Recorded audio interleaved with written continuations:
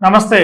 Journalist మీ KMR. ఆంధ్రప్రదేశ్లో Telugu Desam party కూటమి అధికారంలోకి వచ్చిన తర్వాత తెలుగుదేశం పార్టీని సంస్థాగతంగా బలోపేతం చేసే దిశగా ఆ పార్టీ అధిష్టానం నిర్ణయాలు తీసుకుంటుంది.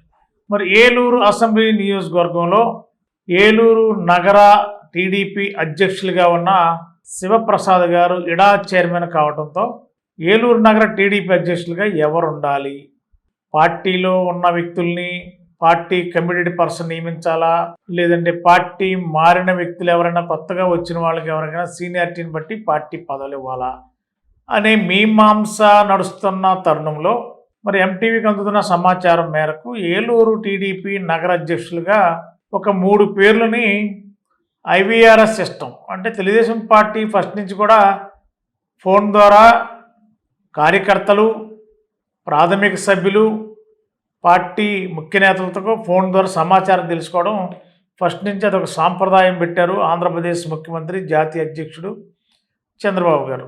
ఎవరినైనా ఏదైనా పోస్ట్కి ఎంపిక చేయాలంటే ఐవీఆర్ఎస్ సిస్టాన్ని ఇమీడియట్లీగా రంగంలో దిస్తారు. ఫోన్ నంబర్లు పెట్టుకుంటారు, ఒకేసారి ఫోన్ నంబర్స్ పెట్టి 1 2 3 4 అలా నేమ్స్ చెప్తారు.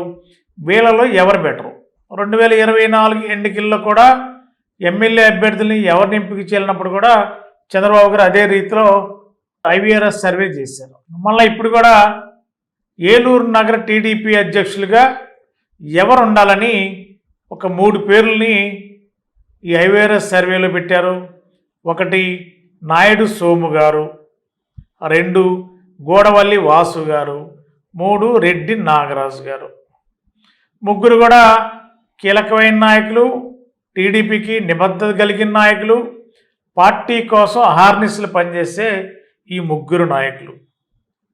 మరి మనకు అందుతున్న సమాచారం అయితే ఏలూరు నియోజకవర్గంలో చాలామంది పార్టీ క్యాడర్కి, ముఖ్య నేతలకి ఈ ఐవీఆర్ఎస్ సిస్టమ్ సర్వేలో వెళ్ళినప్పుడు మొదటి పేరు నాయుడు సోము గారికి అత్యంత ప్రాధాన్యత ఇచ్చే విధంగా కార్యకర్తలు కానీ నాయకులు కానీ మెజారిటీ సభ్యులు ఐవీఆర్ఎస్ సర్వేలో నాయుడు సోము గారికే మద్దతు ప్రకటించారని కూడా మనకున్న సమాచారం. అదేవిధంగా రెండో పేరు వచ్చేసరికి గోడవల్లి వాసు గారికి కూడా కార్యకర్తల నుండి, క్యాడర్ నుండి కూడా అనూహ్యమైన రీతిలో మద్దతు లభించిందని కూడా మనకున్న సమాచారం. అదేవిధంగా రెడ్డి నాగరాజు గారికి కూడా చాలామంది అభిమానులు లేదా పార్టీ క్యాడర్ కూడా నాగరాజు గారి పేరు కూడా ప్రతిపాదించారనేది ఎంటీవీకి అందుతున్న సమాచారం. మరి ఈ నేపథ్యంలో నాయుడు సోము గారు తెలుగుదేశం పార్టీ ఆనాడు టీడీపీ స్థాపించిన నాటి నుండి వారి కుటుంబ సభ్యులు నాయుడు పోతురాజు గారు ఏలూరు కార్పొరేషన్లో కార్పొరేటర్గా పనిచేశారు, డిప్యూటీ మేయర్గా పనిచేశారు. మరి వాళ్ళ కుటుంబం నుంచి వచ్చిన వారసుడే నాయుడు సోము గారు. అదేవిధంగా ప్రస్తుతం ఏలూరు నగరంలో నాయుడు సోము గారు సతీమణి శారద గారు కూడా కార్పొరేటర్గా ఉన్నారు. మరి నాయుడు సోము గారు కరుడుగట్టిన టీడీపీ కార్యకర్త, బడేటి ఫ్యామిలీకి అత్యంత సన్నిహితులు. ఆ పార్టీ కోసం టీడీపీని బలోపేతం చేసే దిశగా అటు బడేటి బుజ్జి గారు ఉన్నప్పుడు కానీ, ఇప్పుడు బడేటి శెట్టి గారు ఉన్నప్పుడు కానీ ఎన్నికల ప్రక్రియలో నాయుడు సోము గారి యొక్క ప్రత్యేక పాత్ర ఉంటుంది. కార్యకర్తలు డివిజన్ల వారీగా పార్టీకి ఏం చేయాలి, ఎమ్మెల్యే అభ్యర్థిగా టీడీపీ గెలవాలంటే తన వంతు పాత్ర పోషించడంలో నాయుడు సోము గారు చాలా కీలక పాత్ర పోషించిన సందర్భాలు ఏలూరు నగర ప్రజలకు తెలుసు. అదేవిధంగా గోడవల్లి వాసు గారు తెలుగుదేశం పార్టీలో కార్పొరేటర్గా పనిచేశారు 2014-19 మధ్యలో. అదేవిధంగా కౌన్సిల్ సిపిప్గా పనిచేశారు. సబ్జెక్ట్ మీద మంచి పట్టున్న వ్యక్తి. అతి తక్కువ కాలంలో రాజకీయంలో పట్టు సాధించిన వ్యక్తిగా గోడవల్లి వాసు గారు కూడా పేరుంది. స్వతహాగా వ్యాపారవేత్త అయినప్పటికీ కూడా మరి బడేటి బుజ్జి గారు ఎమ్మెల్యేగా ఉన్నప్పటి నుంచి టీడీపీలో చాలా చురుకుగా, చాలా యాక్టివ్గా పార్టిసిపేట్ చేస్తున్నారు. కౌన్సిల్లో సిపిప్ ఉన్నప్పుడు కూడా కొన్ని కీలకమైన అంశాలపైన కౌన్సిల్లో మాట్లాడేవారు. కౌన్సిల్ని ఒక విధంగా ఆశ్చర్యపోయేలా కూడా కౌన్సిల్లో కొన్ని కీలకమైన అంశాలను తీసుకొచ్చి చర్చించేవారు, కొన్ని అడ్వైజెస్ కూడా చేసేవారు. ఆ రోజు కౌన్సిల్ సిపిప్ అంటే గోడవల్లి వాసు గారికి ఒక ప్రత్యేకత ఉండేది. చక్కటి వాగ్దాడితో మాట్లాడగల సమర్థత ఉంది. టీడీపీ కూటమి అధికారంలోకి వచ్చిన తర్వాత కొంత సౌమ్యత, పార్టీలో ఎక్కడ కూడా ఆర్భాటాలకి దూరంగా, ఎక్కడ కూడా ఎవరికి అంతుపట్టని కనిపించిన విధంగా చాలా వరకు సైలెంట్గా తగ్గి రాజకీయ వ్యవహారం నడపడంలో దిట్టగా ఉన్నారు గోడవల్లి వాసు గారు. తన డివిజన్లో వైఎస్ఆర్సీపీ కార్పొరేటర్ టీడీపీలోకి వచ్చినప్పుడు సాధారణంగా ఆహ్వానించారు, వాళ్ళు సంఘీభావం తెలిపారు, భారీ బహిరంగ సభ పెట్టి అభినందన సభ పెట్టారు. వైసీపీ కార్పొరేటర్ని టీడీపీలోకి ఆత్మీయంగా మనస్ఫూర్తిగా ఆహ్వానించిన నాయకుడు గోడవల్లి వాసు గారు. మరి ఇటీవల కాలంలో టీడీపీలో ఏ పదవి లేకపోయినా ఏలూరు ఎమ్మెల్యే బడేటి సంటి గారికి అనుంగ శిష్యుడు, కీలకమైన వ్యవహారాల్లో కీలక నిర్ణయాలు తీసుకునేటప్పుడు ఎమ్మెల్యే గారికి ఉన్న క్వార్టరీలో గోడవల్లి వాసు గారు కూడా వన్ ఆఫ్ ది మెంబర్గా కొన్ని వ్యవహారాలు ఎమ్మెల్యే గారు కూడా ఒక సమర్థతకి పట్టం కట్టాలని వాసు గారు లాంటి వ్యక్తులను కూడా కొన్ని చోట్ల ప్రజలకి కార్యకర్తలకి ఏదైనా సమస్యలు ఉంటే ఆయన పరిధిలో ఉన్న పోలీస్ స్టేషన్లో ప్రజలను తీసుకెళ్ళి మాట్లాడించే బాధ్యతలు కూడా మరి పార్టీ ఎమ్మెల్యే కూడా అప్పచెప్పారని కూడా తెలుస్తుంది. మరి ఈ నేపథ్యంలో చూస్తే ఒకవేళ దాదాపుగా అంటే రేపటి నుండి ఏలూరు నియోజకవర్గంలో కాదు రాష్ట్ర వ్యాప్తంగా సుపరిపాలనలో తొలి అడుగు.